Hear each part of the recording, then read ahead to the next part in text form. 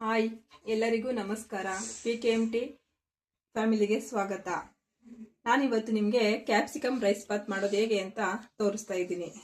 ಅದಕ್ಕೆ ಬೇಕಾಗಿರುವ ಸಾಮಗ್ರಿಗಳು 3 ಕಪ್ ಈರುಳ್ಳಿ, 1 ದಪ್ಪ ಮೆಣಸಿನ್ಕಾಯಿ, ಹಸಿಮೆಣಸಿನ್ಕಾಯಿ, ಕರಿಬೇವಿನ ಸೊಪ್ಪು, 1-2 ಟೊಮೊಟೊ, ಶುಂಠಿ ಬೆಳ್ಳುಳ್ಳಿ ಪೇಸ್ಟು, ಇದು ವಾಂಗಿಬಾತ್ ಪೌಡರ್. ಇದು ಮನೇಲೇ ಮಾಡಿರೋಂಥದ್ದು. ರುಚಿಗೆ ತಕ್ಕಷ್ಟು ಉಪ್ಪು. ನಾನು ರೈಸ್ ಮೊದಲೇ ಮಾಡಿ ಎತ್ತಿಟ್ಟಿದ್ದೀನಿ. ಬನ್ನಿ ಇವಾಗ ಹೇಗೆ ಮಾಡೋಣ ತೋರಿಸ್ತೀನಿ. ಇವಾಗ ಎಣ್ಣೆ ಹಾಕ್ತಾ ಇದ್ದೀನಿ.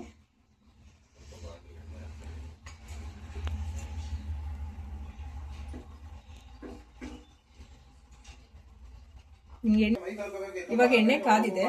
ಇದಕ್ಕೆ ಚಕ್ಕೆ ಲವಂಗ ಹಾಕೊಳ್ಳೋಣ. ಚಕ್ಕೆ ಲವಂಗ ನಾನು ವಿಡಿಯೋದಲ್ಲಿ ನಿಮಗೆ ತೋರಿಸಿಲ್ಲ, ಇದು ಆಪ್ಷನಲ್. ಬೇಕು ಅಂದ್ರೆ ಹಾಕೋಬಹುದು, ಬೇಡ ಅಂದ್ರೆ ಸ್ಕಿಪ್ ಮಾಡ್ಕೋಬಹುದು. ನಂತರ ಇವಾಗ ಹಸಿಮೆಣಸಿನಕಾಯಿ,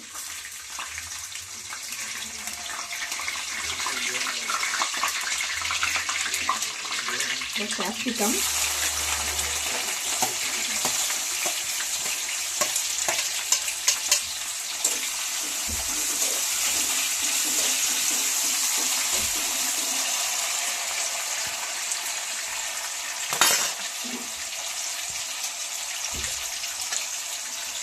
ಈರುಳ್ಳಿ ಹಾಕೋಣ.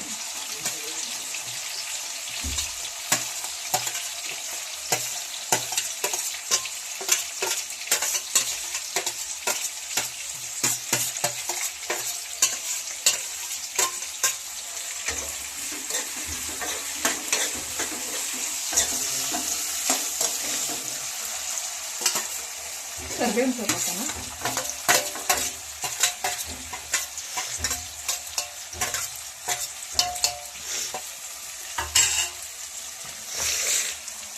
ರುಚಿಗೆ ಎಷ್ಟು ಬೇಕು ಅಷ್ಟು ಉಪ್ಪು. ಈರುಳ್ಳಿ ಬೇಯಲಿಕ್ಕೆ ನಾನು ಸ್ವಲ್ಪ ಇವಾಗ ಮೊದಲೇನೆ ಹಾಕೋತಾ ಇದ್ದೀನಿ.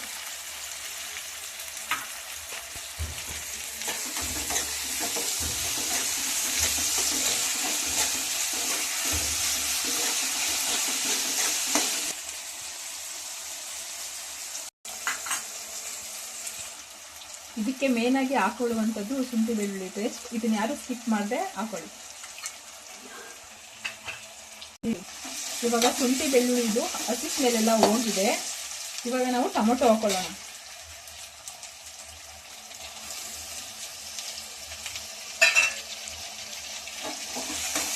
ನೀಟಾಗಿ ಎಲ್ಲ ಚೆನ್ನಾಗಿ ಮಿಕ್ಸ್ ಮಾಡೋಣ.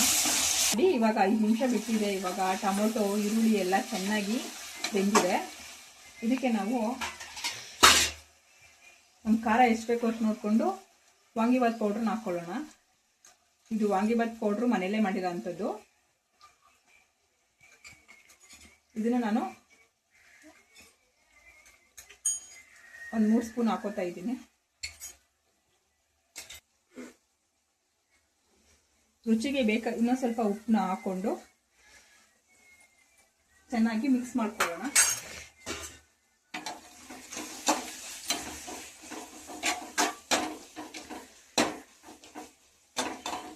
ನಿಮಗೆ ವಾಂಗಿಬಾತ್ ಪೌಡರು ರೆಸಿಪಿ ಬೇಕು ಅಂದರೆ ನನ್ನ ಚಾನಲ್ನ ಸಬ್ಸ್ಕ್ರೈಬ್ ಮಾಡ್ಕೊಳ್ಳಿ. ನೆಕ್ಸ್ಟ್ ವಿಡಿಯೋದಲ್ಲಿ ನಿಮಗೆ ವಾಂಗಿಬಾತ್ ಪೌಡರ್ ಹೇಗೆ ಮಾಡೋದು ಅಂತ ನಾನು ತೋರಿಸ್ಕೊಡ್ತೀನಿ. ಬನ್ನಿ ಇವಾಗ ರೈಸ್ ಹಾಕಿ ಮಿಕ್ಸ್ ಮಾಡ್ಕೊಳ್ಳೋಣ.